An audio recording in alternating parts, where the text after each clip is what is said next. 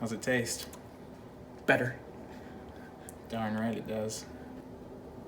Hi guys, welcome back to my channel. Today we've got special guest Cameron Nelson joining us here for my fourth blog video. A vlog, first of all.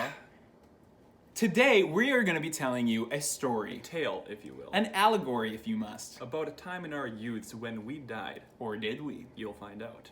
In today's episode of Story Time. With Us. It all started back under our former employment when we worked at a car garage. I remember it as if it were yesterday. Or 2 years ago. I wish it were longer. Me too. The memories, they don't go away.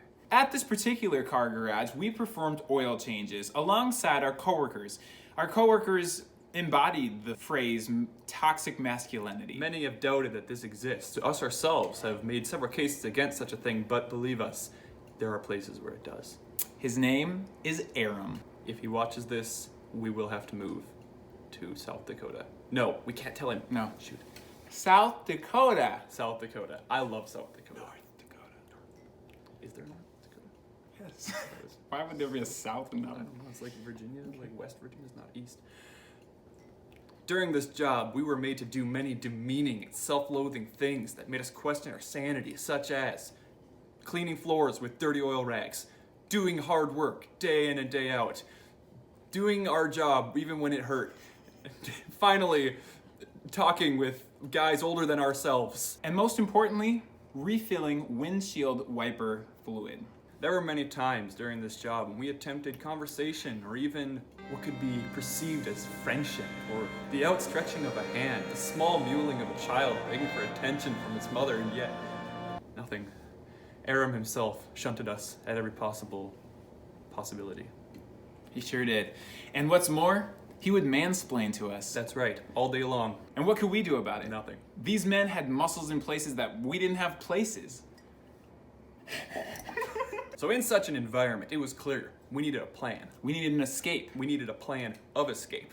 It was clear that we couldn't just do something so simple and mundane as sending in a 2 weeks notice. Could we, though? Could we have sent a 2 weeks notice? I think We probably could have we just sent it. should have looked into that a little bit. Just- We're not quitters. No. We couldn't do something so simple, mundane, pedestrian even, as putting in our 2 weeks notice.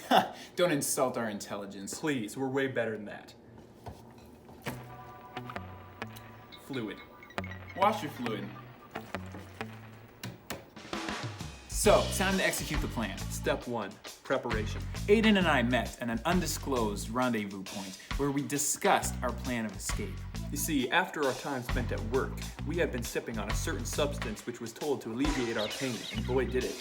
But then it alleviated much more, namely, our problem.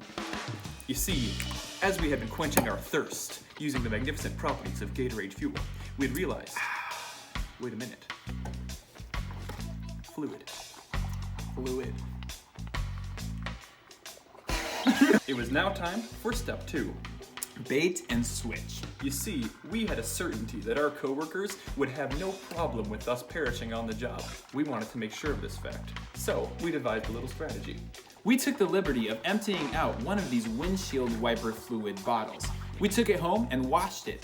The next day, we smuggled this little baby right into the midst underneath their very noses. We nestled it in among its brothers and sisters. But little did they know, There was an X marking which bottle was the safe one. correct, because we're safe. Finally, the stage was set. The characters were in place. It was about time for step 3. Chug-a-lug. You see, it started out like a normal day for Aram and the rest of the manly men. Little did they know that this was going to be their very last chance to insult our manliness. And they took advantage of it. But they did. In the midst of an oil change, car garage full of cars, I made my way over to the pile of windshield wiper fluid. X marks the spot, as they say. Bringing the bottle full of Gatorade over to my friend Aidan, I dared him in front of all of our coworkers to take a tiny little sip.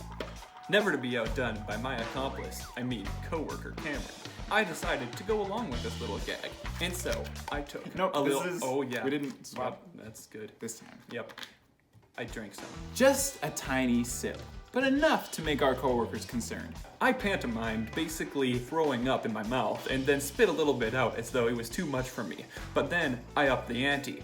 I double dog dared him to take twice as much. And nary one to shy away from a double dog dare, I as well took a swig. This time a little bit more. And as our coworkers looked over, I took another swig. This time, gug gug gug gug gug gug gug. As the plan dictated, the chug-a-lug was commencing perfectly on schedule. One of the coworkers came over to us and began admonishing us, telling us that perhaps it's not good for our health. The first true display of emotion or affection we've ever received from these people. Well, that didn't stop us. We continued, and I upped the ante even more. Chug-a-lug. We continued, No. Yep, and as we continued and continued, more and more eyes turned to our predicament in the middle of the floor. Unfortunately, not all of our coworkers are this sympathetic. And one of our coworkers that we surmised hated us proved it to us by looking at us and then laughing away. and walking away. It's fine. He thought we were gonna die and he let us go. Thanks. Thanks, Josh. He didn't care that we were gonna die of poisoning. It hurts a little sometimes. Still does. I'm not okay. Regardless, we continued with our plot. As you may notice, this bottle is not small. And we committed to this bit. And so, we continued to down approximately half of this maybe 2-gallon thing. In the middle of it, we literally had most of the eyes in the garage on us, and we were convinced that our ploy was working to perfection. There was only one thing left to do. That was to walk away. Leave behind our life of insults Misery. and heartbreak. So we did. Dropping the empty bottle of then Gatorade, we walked out the door. Amidst cries, pandemonium even, begging us to come back. I believe that one of them almost tried to give us a hug and offer us $500 to return. Their hands were outstretched and they were holding puppies and there was confetti everywhere and people were screaming, women were crying. I had a baby in my arms, but I walked away. And that is what happened. That's the truth. I had a baby. So that about sums up our tale. And to this day, our coworkers do not know that we are alive. To the best of our knowledge. Well, probably now. They would know. They would know now. Yeah. So don't tell them if you ever meet And them. if you're watching this and you're our coworker, JK. don't. Well, guys, that is the tale for you today. If you like this video, make sure to let me know by hitting the like button. And if you want more videos like this, hit the subscribe button because more videos go up every Friday at 3 o'clock. Matter of fact, why don't you hit the subscribe button right now? Just do it. Right? You know what? I have nothing going on today. Aiden, how about you? Yeah. Nope. I have You homework have to do. nothing to do. Right. We're going to sit here and wait for you to hit the subscribe button. Please do it.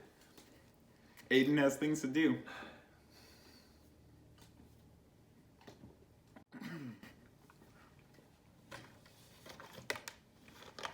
Nope.